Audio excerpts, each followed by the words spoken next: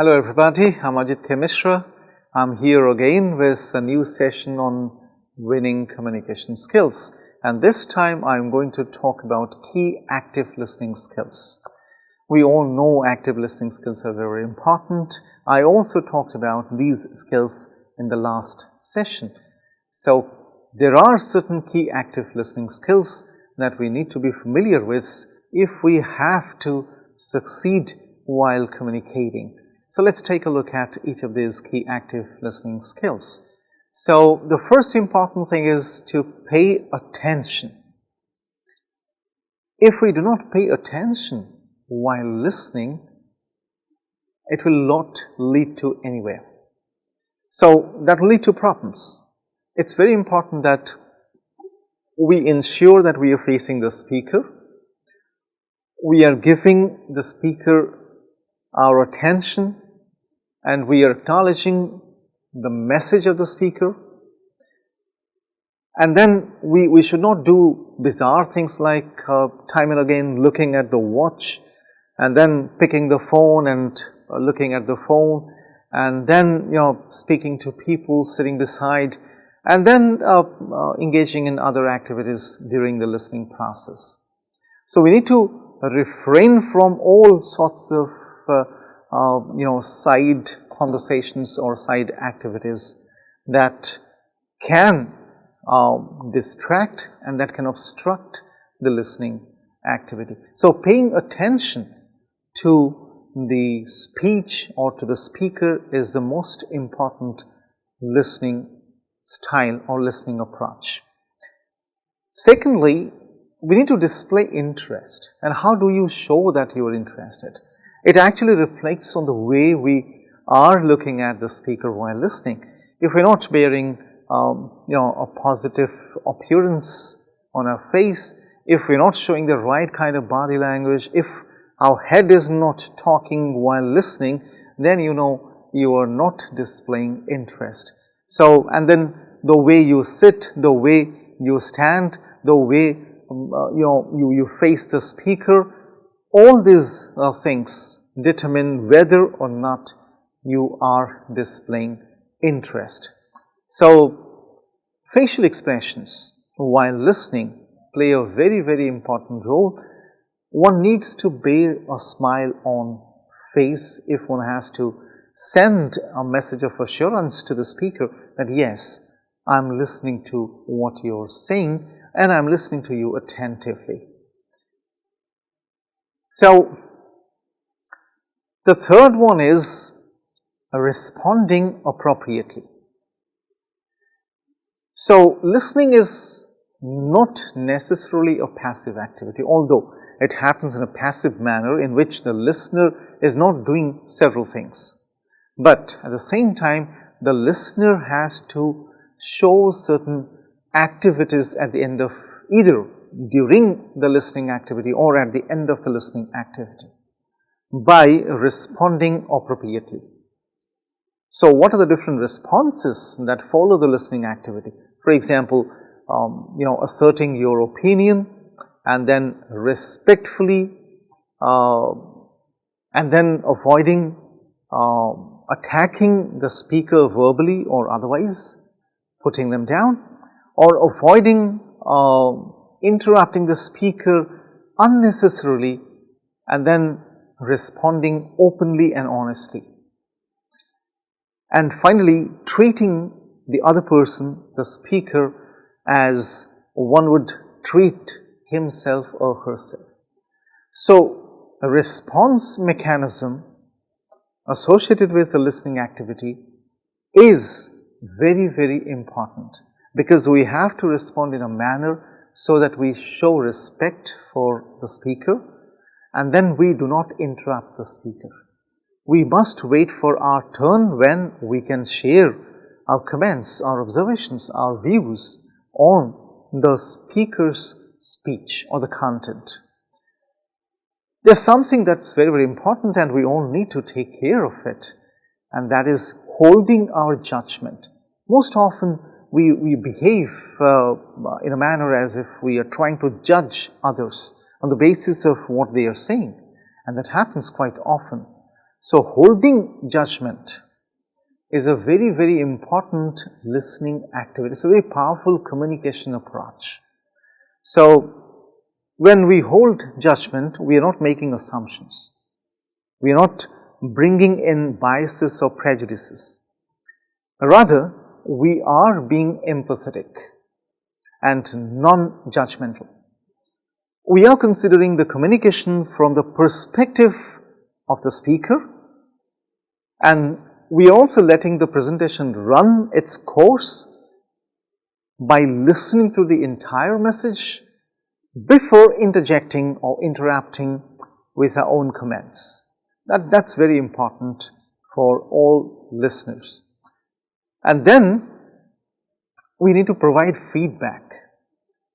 I have already talked about feedback, and you know by now how important feedback is, because feedback is a mechanism that tells us what we have done and what else we need to do in order to excel, in order to be good at what we are doing.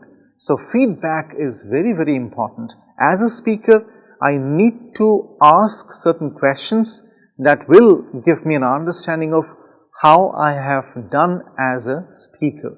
As a listener, I have to respond to the questions of the speaker in such a manner so as to send the right kind of feedback by letting the speaker know what I feel about the speech or what I feel about the listening activity. So, honest feedback can help both the speaker and the listeners. If we do not adopt honest feedback, which most people do not actually, so if you are delivering a speech, at the end of it, if you ask people, most of them would say it was a great speech, it was a wonderful speech. And that is not going to help you. If they can say that these aspects of your speech were good and these aspects could have been better if you took more care about those aspects. So, that gives you an idea of what things you need to do in the future so that you can improve your performance, both as a speaker and as a listener.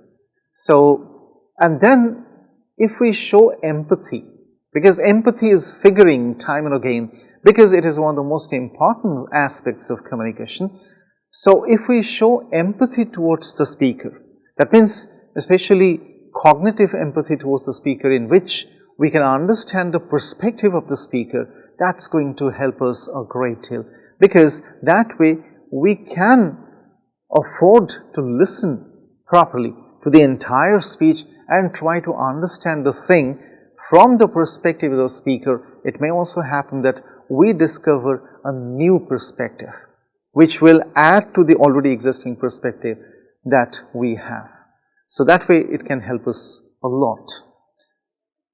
There is something called effective listening or active listening for life management.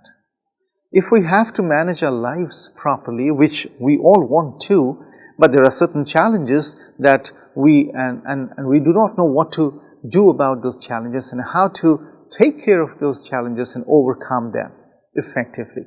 So, for effective life management, listening is an important or a crucial skill.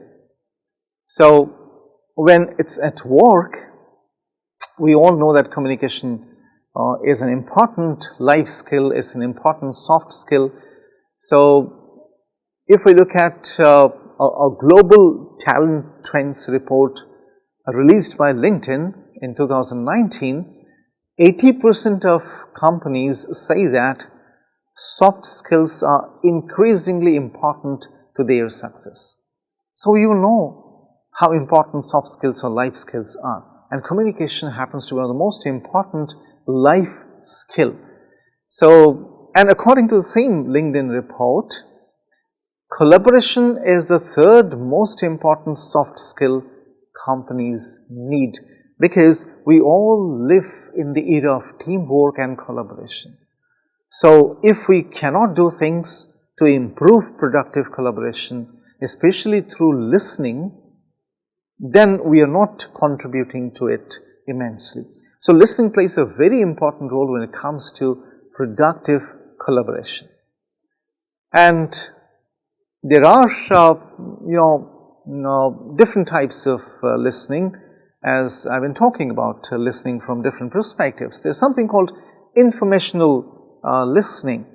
So informational listening is all about when we are looking forward to gather some information by listening to some content. For example, somebody is talking about a new gadget, maybe a new mobile phone or a new laptop. When the person is talking about it, or we are watching that video of a person talking about different features of a smartphone or a laptop, when we listen to the speaker, we actually gather a lot of information about the features associated with those gadgets or those devices. So, informational listening is all about listening to gather information and to retain information. So, such listening approaches are very, very important when it comes to work training and self-paced learning at home or even at work. So, then there is something called discriminative listening. Discriminative listening is all about finding certain important aspects that are lying between the lines, and most of these aspects are not spoken, they remain unspoken. I can cite an example to explain this. For example, you ask one of your colleagues if they agree with a course of action, and if the answer is yes, but you can tell from their body language, such as shifting uncomfortably, showing as if something is wrong, you can very easily tell from the body language that they are not comfortable with that particular thing. So, whenever you're adopting a discriminative listening style, you are in a position to understand what is not said, what things are unspoken. So, you can easily figure it out from either the body language or the kind of words that you get in response to your questions. The third important listening type is comprehensive listening. So, comprehensive listening is all about when you use comprehensive listening and then to gather all kinds of information associated with something. That means you're not leaving out anything. In information listening, you are focusing on information only. In comprehensive listening, you're also focusing on the context in which those information can be located. So, comprehensive, as the word suggests, is all about this overall listening. There is a kind of listening that's called selective listening. So, selective listening is of course poor listening style, but selective listening plays an important role when the occasion demands so. When people listen for information that they specifically want to hear, we call it selective listening. So, this listening process can actually lead to a distortion of facts most of the time. So, because when somebody has not listened to the content completely, there is every possibility that the listener will end up misquoting or misinforming others. For example, you end up listening to somebody by adopting a selective listening approach, and when one of your colleagues wants to know about that particular thing from you, you'll not be in a position to tell the entire thing to your colleague.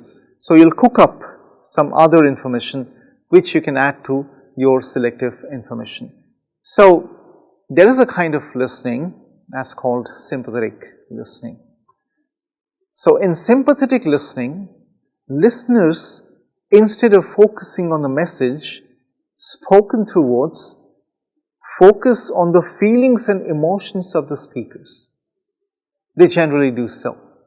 So by using sympathetic listening, we generally provide some emotional support to the speaker, and we can understand how the speaker is feeling, but we are going to miss the important messages that the speaker is trying to communicate, because we are going to focus a lot on the emotional aspects, the affective aspects of somebody's speech.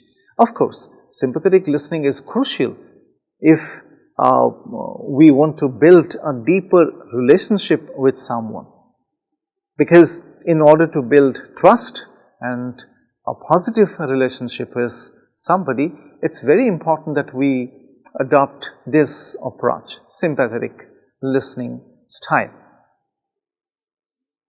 And there is something that is called empathetic listening style, which is different from sympathetic listening style.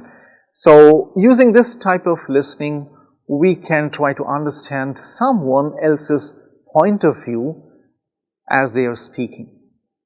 So we can also try to imagine ourselves in the other person's place or shoes. So instead of just focusing on their messages, we can use empathetic listening to relate to someone else's experience as if they are our own experiences. Critical listening is a type of listening approach that are generally used whenever we want to listen deeper than just comprehensive listening. Comprehensive listening is restricted to surface level listening. It doesn't go deeper. Instead of taking the information at face value, we generally use critical listening to evaluate what is being said.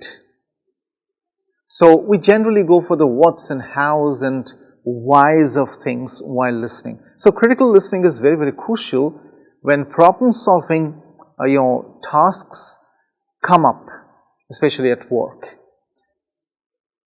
There is a very important type of listening that is called reflective listening. Reflective listening is very, very different from all other kinds of listening, because it allows the listener to actually compliment the speaker.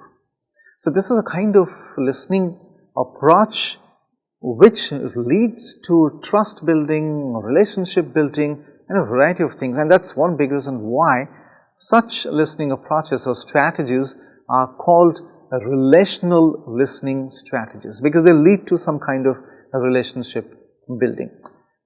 I can give you a couple of examples to explain what reflective listening is all about. So, when a listener responds to the speaker by saying, "I hear you saying that you feel sad, or you feel lonely, or you feel afraid," that means the listener is very, very sure that the speaker is actually experiencing those feelings. Or the listener can also say, "I think I hear you saying that." That means there is some amount of doubt in the mind of the listener, which the listener wants to verify. And then the listener can also say, "If I hear you correctly, you say this." Or, "Do I hear you say that you feel lonely or you feel sad? Or you seem to be saying that you feel sad or you feel confused or you feel happy. It sounds like you are saying you feel sad or you feel happy." So, the listener can adopt any of these strategies to actually intervene and lend some support to the speaker. That way, the speaker will be assured of the fact that the listener has been reflecting, not only listening to what the speaker is saying, but also reflecting on the content, the message, and the feelings of the speaker. And that's the reason why the word feel is repeated all through. So the feeling is also taken into account by the listener. So this is the best kind of listening, reflective listening or relational listening, especially when it comes to building interpersonal relationships at the workplaces. This kind of listening plays the most important role. So, to sum up, in this session I talked about various listening strategies, starting with informational listening skills and then coming to reflective listening. I am sure you have taken note of all these listening strategies and you are going to explore these strategies yet further. You are going to integrate these strategies in your listening activities as well. So, thank you for joining me. Bye-bye.